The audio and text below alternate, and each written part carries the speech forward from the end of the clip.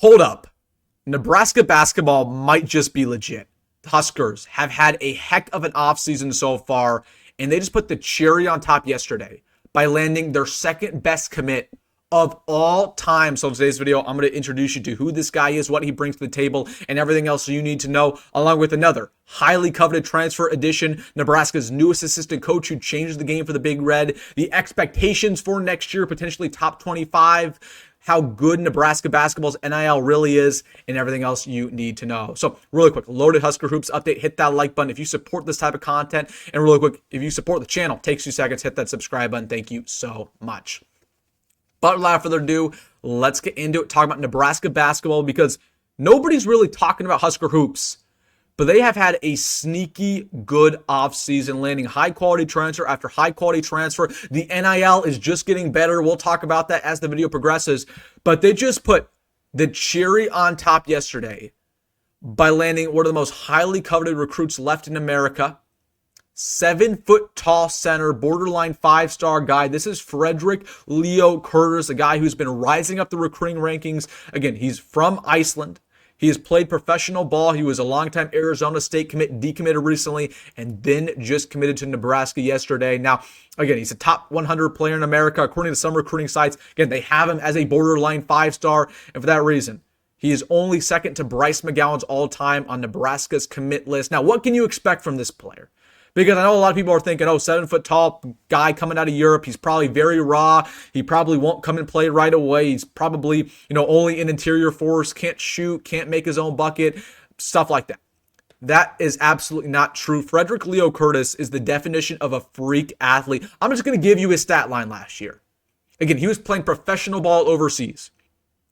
15 points per game, 9 rebounds, 2 blocks, all while shooting 65% from the field. And get this, not only can he get buckets at a high level, can he rebound at a high level, block at a high level, but he can shoot from the three-point arc. He averaged 42% from three-point land last year. Oh my goodness. I mean, he's a complete versatility knife. He's not a one-trick pony. He's not somebody who's just going to stand, in the paint and collect blocks and collect rebounds. Okay, he can get his own shot, whether that's in the post, mid-range, cleaning up after a board, getting a three-point look in the corner. He can do just about everything, so he's a bucket getter. He has really good weight on him already. Obviously, gives you upside as a defender and as a rebounder. He can space the floor. He's athletic. He's not a guy who's going to get tired out really easily. So this is a big-time addition, and nobody's really talking about it. I don't really understand why. This is a guy who's going to instantly come to Lincoln with the right mindset. He's going to compete to start right away, and this is how you're successful in the Big Ten. You need a Zach Edey. You need a Ryan Kalkbrenner. Nebraska hasn't had that. They get one right here at Frederick Leo Curtis. If Nebraska wins next year, it's thanks to this guy and a couple other helpers in the front court. So this is a big-time addition, man. Big-time addition, a guy who can shoot, can pass, he can block, rebound, do just about everything. Yeah, he's 7 foot tall, and he has a lot of professional experience playing against some of the best teams in Europe. So that's a big time addition, and NIL really helped us out there. I'll talk about NIL as the video progresses, but I want to talk about our second transfer edition, or not our second transfer edition, but the second guy we added recently. This is Jared Garcia coming out of Tulsa. Looks at 6'8", 240 pounds, kind of built like a Big Ten linebacker, but averaged 10 points a game, 4 boards, 1 assist for the Golden Hurricane. A guy who, once again, can do just about everything right. He can shoot from the three-point arc. He's an enforcer inside. He's kind of a Jawan Garrett, right? He's a great defender. He can block, he can steal, he can lock down your best man. He's probably not going to come here and start, but once again, he just gives you upside on the bench. He gives you experience on the bench, especially in that front court. Nebraska, they really need depth there. Again, really like Jared Garcia's game, but just a Big Ten defender. Somebody who you need, who can come in here, lock down, the 4, lock down the 3 for your opposing team.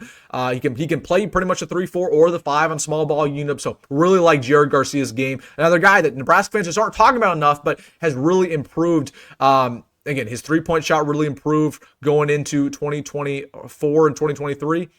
He can space the floor, he's fast, athletic, and he's a big defender. So those were 2 big-time additions for Nebraska basketball. I also want to talk about our NIL, assistant coach we just landed, and the expectations for next year. So we landed an assistant coach not too long ago coming in from Wyoming. This is Pat Monahan. Now, this guy is recognized as one of the best defensive young coaches in America. He has 20 years of experience.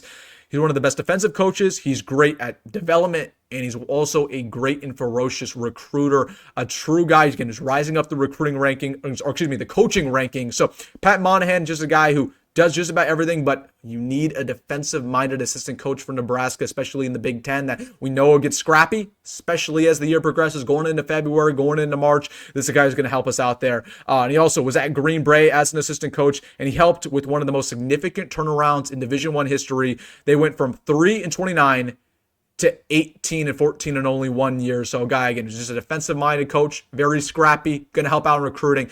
Very big addition by Nebraska basketball. So let's talk our NIL, because Nebraska's NIL has really gotten better over the past couple years, just really this offseason alone, right? Like they're not really, again, I shouldn't say this like they have a top 15 basketball collective, because they don't. Nebraska's basketball collective is not top 40 in the country. It just isn't. That's the first thing I'll preface with. But it's improved. It went from not being top 75 to being in that top 75. I'd say it's around maybe top 50, top 60 right now. Nebraska's never going to beat out a high-quality team for a good transfer, but their NIL is making it easier. I'll just say that, right? They landed Price Sanford, who had a lot of options. That was a big-time addition. They paid a good amount for him. Now, it wasn't $1 million like some other schools were paying some guys, but they were offering well into the six figures, around that $400,000 range. Obviously, they got the St. Thomas guy from Kendall Blue. They offered him a good amount. So I'll just say this about Nebraska's NIL. It's improving. The boosters are getting more excited about donating to Nebraska. Fred Hoiberg is doing a really good job at getting everybody rallied up, saying, hey, we're going to have a big year this year. So there's a lot of expectations. Fred Hoiberg, I think he's just tired of being stagnant. He's tired of never improving, always being a borderline bubble team, always being below, pretty much mid, kind of the bottom of the Big Ten. It feels like this is the year where they're finally going to make that move. So the NIL, I don't want to say it's top 40 because it isn't. Our NIL is just not good for basketball, because the boosters don't care enough about basketball yet. They don't care yet. So I'll just say that. Now, as for next year, I'll give you guys, in my opinion, the starting five. I think you got Kendall Blue starting at the 1. I think Jamarcus Lawrence at the 2. You got Price Sanford at the 3. You got the Central Michigan guy at the 4. I can't even pronounce his name, I'm not going to lie to you. And then Rink Mass at the 5. That gives you a pretty good backcourt depth. You got Hoiberg off the bench, who's, again, never going to start, but he's a great scrappy player. You got Connor Seagen off the bench. Again, he should not start for Nebraska in any scenario, but he's a guy who can, get his own bucket right at the three-point line. You got Will Cooper in there. You got the Garcia guy we just talked about. You got the big man we just talked about, the 7-footer, who's probably going to be our 6th man off the bench.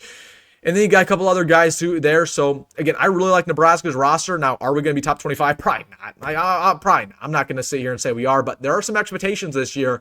And they have one of the most talented rosters we've seen in a while. So they reloaded. It's going to be tough to lose Bryce Williams and Juwan, but they're going to do their best. So let me know your thoughts down below about Husker Hoops, what you're thinking down below about that team next year. Are you excited, or are you just seeing what's going to happen? I don't know. We'll see. Let me know in the comment section. Again, hit that like button and subscribe if you enjoy Husker Hoops content. As always, folks, go be right. Go, Rhule. See you in the next one.